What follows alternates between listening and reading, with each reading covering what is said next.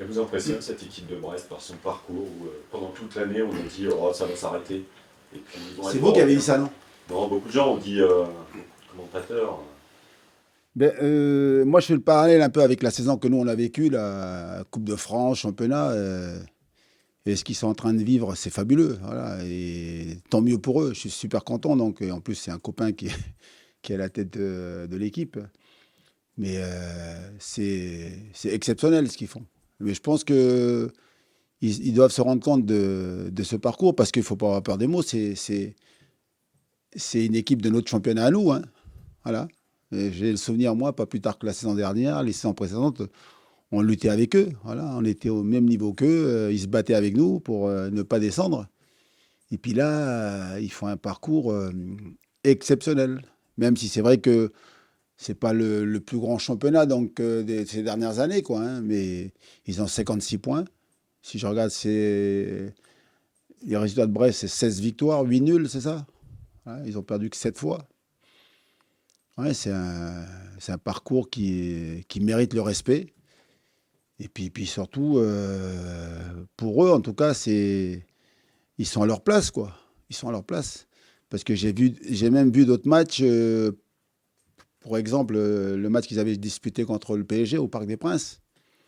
Ils font des gros matchs, quoi. Là, ils ont perdu 4-3 contre Lyon. Ils se sont fait voler. Voilà, l'arbitrage. C'est une équipe difficile à jouer, quoi. Aujourd'hui, ils méritent leur classement, ils méritent leur place.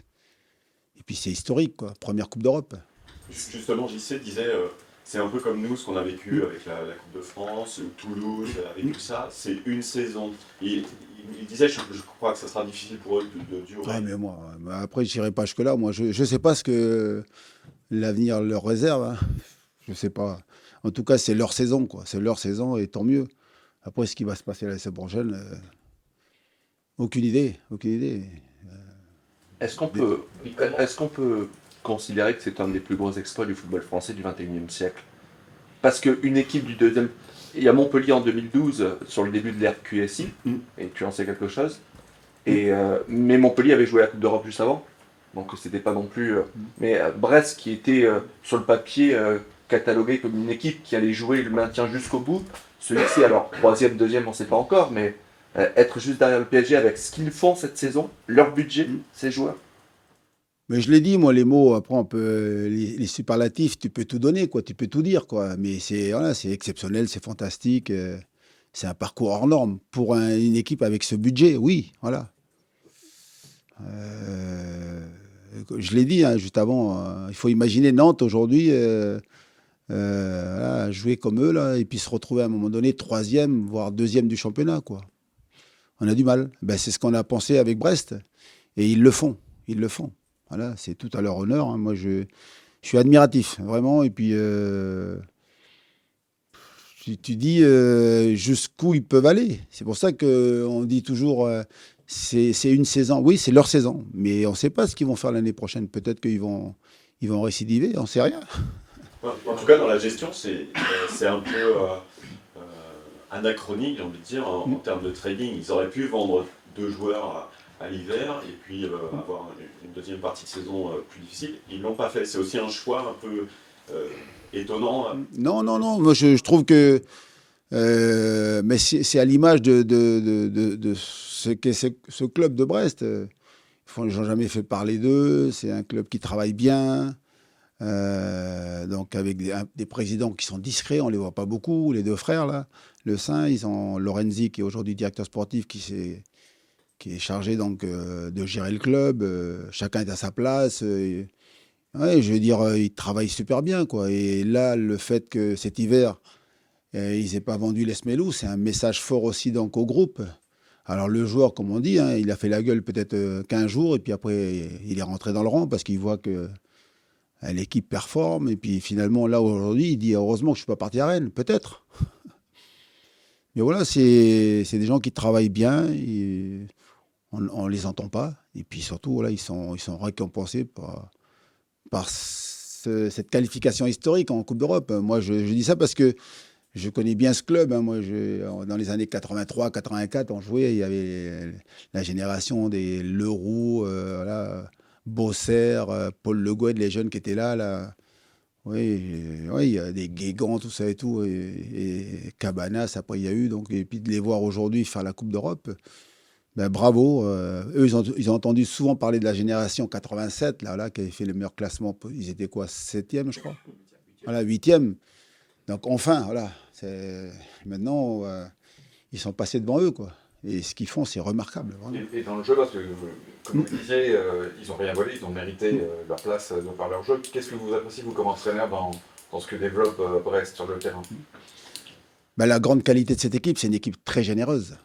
De la première à la dernière seconde, ils sont au taquet, quoi. Ils jouent tous les matchs à fond. C'est une équipe qui se livre beaucoup. Pour preuve, surtout sur les 4 derniers matchs, là, je le vois, là. Ils marquent quand même 12 buts, ils en encaissent 13.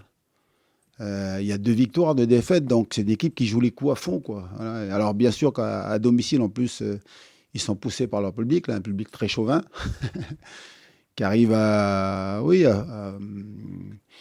donner cette énergie, hein, qu'on voit rarement. Donc, je vois les stats qu'ils ont, là, c'est l'équipe qui tacle le plus, c'est l'équipe dans le jeu aérien qui est le plus dominant. Il y a énormément de centres. Ouais, c'est un jeu où vous avez beaucoup d'intensité, c'est un jeu où il y a beaucoup d'engagement, c'est un engagement total, voilà, et ça paye. Voilà, donc c'est pas des équipes, ça ressemble pas beaucoup aux équipes qu'on a l'habitude de voir, quoi. Où ils sont capables de poser le jeu, ils sont capables de poser le jeu, de jouer en contre, de jouer des longs ballons, d'aller donc sur les deuxièmes ballons. C'est une des équipes qui frappe le plus en dehors de la surface d'opération. Donc voilà, ils sont généreux. Voilà, ils donnent. Comment les contrer, du coup? Ben, j'ai entendu Julien Stéphan là, dire qu'ils avaient ciblé les points forts de cette équipe. Donc c'est une équipe qui centre beaucoup, donc il faut empêcher de centrer. Mais quand vous n'arrivez pas à empêcher de centrer, ben, il faut être présent dans la surface d'opération. Voilà, dans la surface. Et comme ils ont le meilleur joueur de tête du championnat de France, Mounier, et avec Satriano qui n'est pas maladroit de la tête aussi, donc ils sont présents. Sur les deuxièmes ballons, ils sont forts aussi. À l'image de la longue touche là, avec de Kenny Lala, on renvoie donc des têtes. Et puis vous avez Camara qui est là donc, dans la surface pour frapper et marquer. Donc il faut être concentré, il faut être prêt donc, dans les duels aériens, duels au sol. Et puis par contre, voilà, vous avez des occasions pour faire mal aussi parce qu'il y aura des espaces. C'est une équipe qui attaque en nombre. Voilà, mais pour les contrer, il faut être prêt à relever le défi de l'engagement. Voilà. Comment on prépare son équipe à ça, justement, parce que Nantes n'est pas très bien classée dans les duels au sol, gagner ou ce genre de choses. Comment est-ce qu'on arrive à faire lever le curseur dans ce domaine-là? Non, pas forcément. Non, parce que si en fin de saison, vous faites des séances intenses, vous pouvez blesser vos joueurs. Donc, il vaut mieux garder l'engagement pour samedi. Mais ils sont prévenus. On a fait des séances, voilà, on a pas mal mis donc, de jeux aériens, donc beaucoup de concentration, beaucoup de présence sur les deuxièmes ballons. Voilà, et puis surtout, donc, pas mal de vidéos aussi pour et leur montrer qu'il faudra être prêt, voilà, il faudra être présent, il faudra être concentré. Mais après, voilà, on sait aussi que c'est une équipe qui a des failles, quoi, qui a quelques lacunes. Il faudra que nous, on en profite aussi. Hein. C'est quoi leur avis? Ben, c'est une équipe qui est généreuse dans tous les sens du terme, à savoir qu'elle est capable d'attaquer en nombre. Donc, il y aura des espaces. Voilà, on peut marquer sur des situations de jeu. Tu peux marquer aussi donc, sur des contres. Tu peux marquer sur un coup de pied arrêté aussi. Voilà, et il faudra être là-bas et être ambitieux dans le jeu aussi. Voilà, il ne faudra pas ne regarder que cette équipe, ne faire que défendre, ne faire que subir. Il faudra être courageux, parce que par moment, il faudra du courage pour résister donc, aux attaques. Et puis après, il faudra être capable, surtout, c'est ce que j'attends de mes joueurs. Ça va être l'animation qu'on va mettre en place pour être solide. Et puis surtout, donc, leur poser des problèmes. Mais je pense qu'aussi, la grande qualité qu'il faudra avoir là-bas, c'est mentalement, il faudra être costaud. Voilà. Parce que ça va pousser. Hein. Justement, mentalement, est-ce que ça fait partie des... Quels ingrédients, sur quel curseur vous allez appuyer?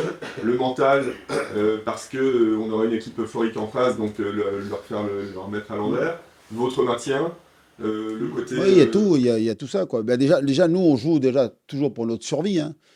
Donc, si mentalement, tu n'es pas prêt pour aller faire un match alors que tu sais que Sur ce match-là, tu peux te retrouver 17e, tu peux te retrouver voilà, 16e, 17e. Donc, j'en sais rien. Mais en tout cas, nous, on a notre saison avec ce maintien à aller chercher. Donc, ça, c'est la première source de motivation. Puis après, il faut être prêt là-bas parce que Brest est une grande équipe. Brest fait un grand championnat. Brest n'est pas la 3e par hasard. Donc, si tu n'es pas présent, tu vas morfler, quoi.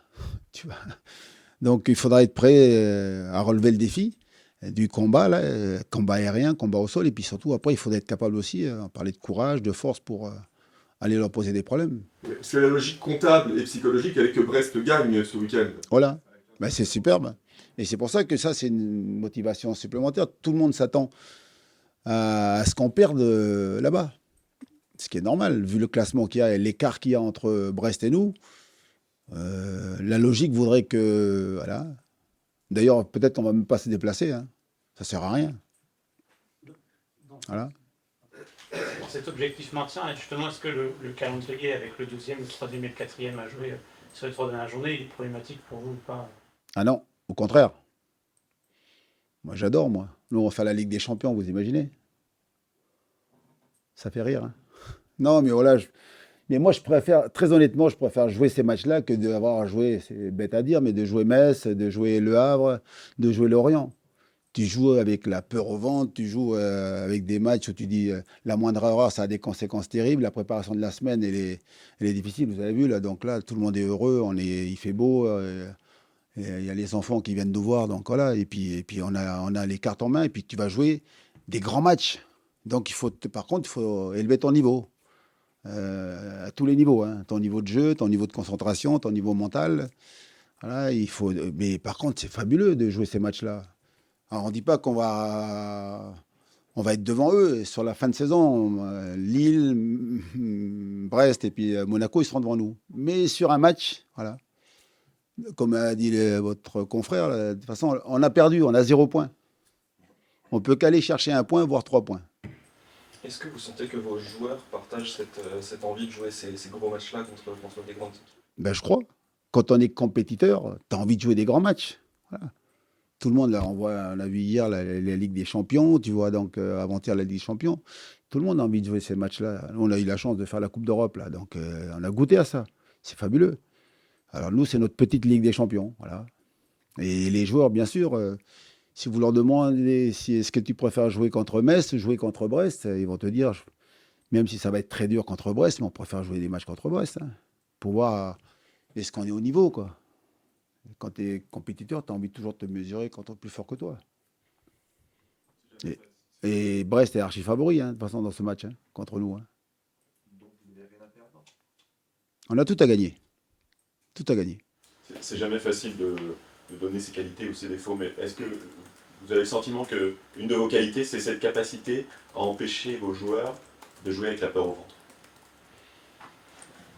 Ah non, ça, je peux pas le prévoir, ça. Je peux pas donc anticiper là-dessus. Moi, non. Mais par contre, c'est leur donner la force, leur donner l'idée que c'est faisable. Moi, mais peut-être, ouais, c'est les traits de mon caractère. Moi, plus c'est compliqué, puis plus je me dis que c'est fantastique de se retrouver donc à jouer ces matchs-là, à jouer contre ces équipes, et que c'est jouable. Il y a rien qui est impossible. Jamais. Mais sinon, je ne fais pas le sport de haut niveau. Moi, je ne fais pas de la compétition. Moi, je vais jouer avec mes copains là, à la cour, dans une cour d'école, j'en sais rien. Moi, mais me retrouver là, dans cette ambiance, mais ça ne peut que te sublimer. Après, bien sûr, tu peux prendre une claque. Voilà. Mais tu peux prendre une claque contre Metz et puis te dire que mince, on n'a pas le niveau. Là, tu prends une claque, mais tu dis c'est une grande équipe en face de toi. Mais il faut faire le match. Hein. Il faut être présent. Nous, j'attends de mes joueurs qu'on fasse un grand match de foot là-bas. C'est ce que j'aimerais voir, quoi.